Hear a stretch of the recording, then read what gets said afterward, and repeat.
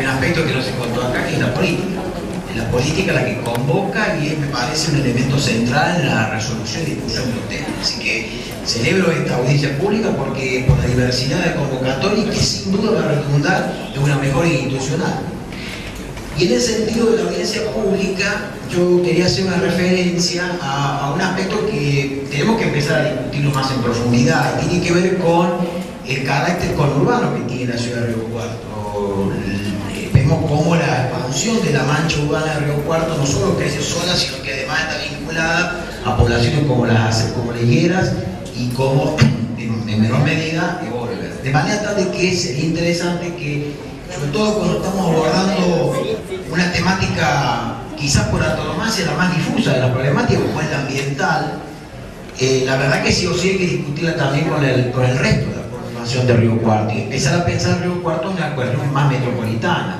Habría que plantear, y eso lo plantea el PER, recientemente presentado hace unos meses, la idea de una suerte de, si se quiere, parlamento más ampliado, donde aparezcan también las miradas, las visiones de las localidades vecinas, sobre todo Golpe y Higueras, que ya prácticamente estamos casi indisolublemente unidos a través del proceso de expansión urbana. Así que va la sugerencia para que en el futuro discusiones tan importantes como son el problema medioambiental, y en este caso justamente una zona periférica al radio menor de la Río Cuarto, como es la zona agropecuaria 1, sin duda, por más, podemos sancionar una muy buena ordenanza, pero si además el resto de las poblaciones no tienen algún tipo de regulación en ese sentido, la verdad que va a tener un efecto, me parece, no tan esperado como el que se quiere llevar adelante.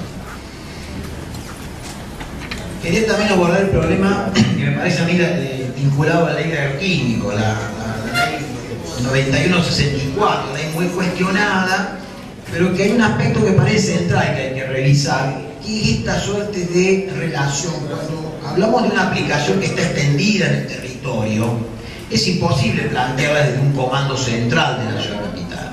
Si tiene que haber un control más vinculado a esta suerte de alianza entre el gobierno central provincial y los gobiernos municipales, sobre todo en estas zonas, también llamadas zonas grises, como vemos esta interfase entre el dominio urbano y el dominio rural, entre la línea de lo que es la zona urbana, donde está el dominio municipal y el dominio provincial.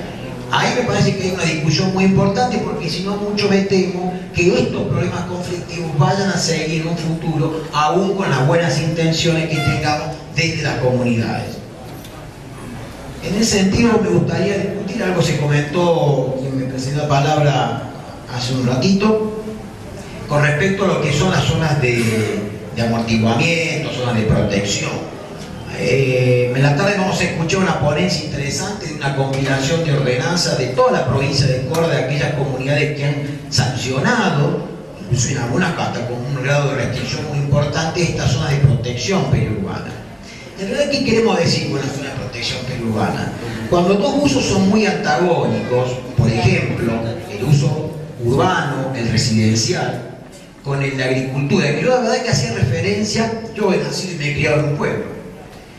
Y la verdad es que nunca hubo un antagonismo entre los que vivíamos en el pueblo y los que cultivaban y sembraban en la periferia de la ciudad.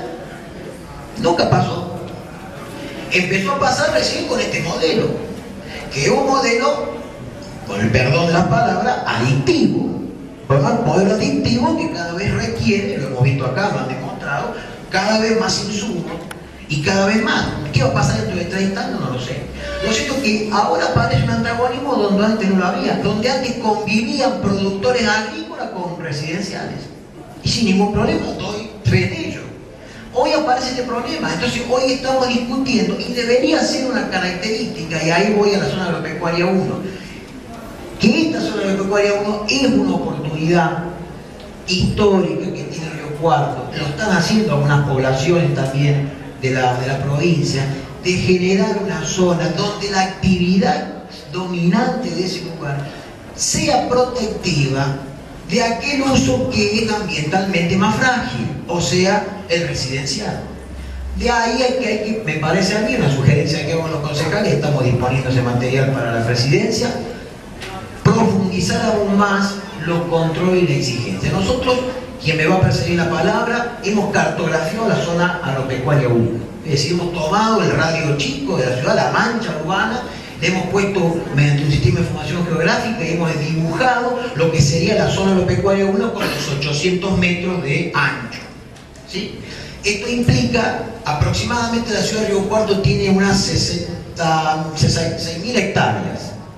La zona agropecuaria 1 son 3.000 hectáreas. Es un verdadero desafío, me parece, acá vuelvo a la política, que no creo que los técnicos en todo caso dirán después, es una decisión política, por eso celebro esta iniciativa, de sentarse a cómo uno recicla esta zona, que puede ser un ejemplo para la provincia de Córdoba, de cómo reciclamos e interponemos un uso más amigable y que preserve aquellos aspectos ambientalmente más frágiles, por ejemplo, en el aspecto de la uso residencial. Finalmente quería recordar cuando me tocó desempeñarme como defensor adjunto del pueblo entre los años 2008 y 2010, recibíamos muchos reclamos de vecinos, no solo de la ciudad de Río Cuarto, de áreas periféricas, sino también del resto de la provincia, que por supuesto por una cuestión jurisdiccional no podíamos asistirnos, pero con quejas de reclamos de fumigaciones en zonas periféricas. Una emblemática que fue en aquella época fue el vecino de Quintita Golf. Sorpresa grande fue cuando indagamos sobre esa problemática y estábamos con una zona que se sembraba adentro del radio urbano de la ciudad de Río Cuarto. No afuera, adentro del radio urbano de la ciudad de Río Cuarto. Que donde el uso del suelo en ninguna parte, en esa época, en el viejo código de planeamiento, no contemplaba ni el uso de agricultura ni de ganadería extensiva. Es decir, había un uso que no solo redundaba beneficio para el que lo hacía, sino que tampoco tributaba porque no existía en el universo de actividades pasibles de ser controladas y que algunas paguen algún tipo de impuesto. Entonces nos pusimos a investigar cómo estaba el resto de la ciudad. Con un trabajo muy minucioso, como se podría decir casi egipcio, nos pusimos con una imagen de satélite a revisar predio por predio, utilizando, digo esto porque es importante, la información disponible en la página web de la municipalidad. No utilizamos ninguna aparatología sofisticada, ni convocamos a nadie. Nos sentamos pacientemente, pedimos al sistema de información geográfica que tiene la municipalidad y nos puso encima la imagen topográfica actual y imagen satelital actualizada con una precisión prácticamente de centímetros que permitía ver claramente cómo estaban los territorios, que se podía detectar el surco, no sabíamos qué se sembraba, pero que había cultivo extensivo, que obviamente el modelo dominante implicaba aplicación de agroquímicos. Lo cruzamos con el mapa de uso del suelo, con la zonificación de los distintos usos del suelo que preveía el código de aquella época, que supongo que el dueño es muy distinto. Bueno, supongo, tengo que visto que no es muy distinto, que lo conozco. Y además, y esto lo hicimos cuando una reunión de vecinalistas, el mapa con las vecinales. Es decir, cómo era el grado de compromiso que cada vecinal tenía con respecto a su uso del suelo. La verdad, y encima pusimos, la municipalidad tiene la posibilidad de ir picando arriba de los territorios y sale la superficie catastral exacta. La superficie catastral exacta de cada predio. Casi 400 hectáreas, 2009, estaban siendo sembradas adentro del radio urbano o del eje urbano chico de la ciudad de Río Cuarto.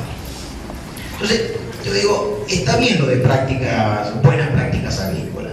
La verdad que uno debería preguntar, yo digo, si uno entra a un quirófano para hacerse una operación del corazón, uno le diría al cirujano antes de entrar, tenía buena praxis. Porque la verdad es que si hay buenas prácticas agrícolas, ¿qué había antes? Pero lo que más me preocupa de eso es la ausencia del Estado. Es una concepción que elimina al Estado con el rol central, y de ahí la política, con el rol central de regular y hacer más sustentable una actividad bien determinada. Una actividad tan críticamente ambiental como esa. Finalmente, hago esta experiencia, contar la experiencia en la Defensoría, creo que hay que revisarlo, lo he revisado.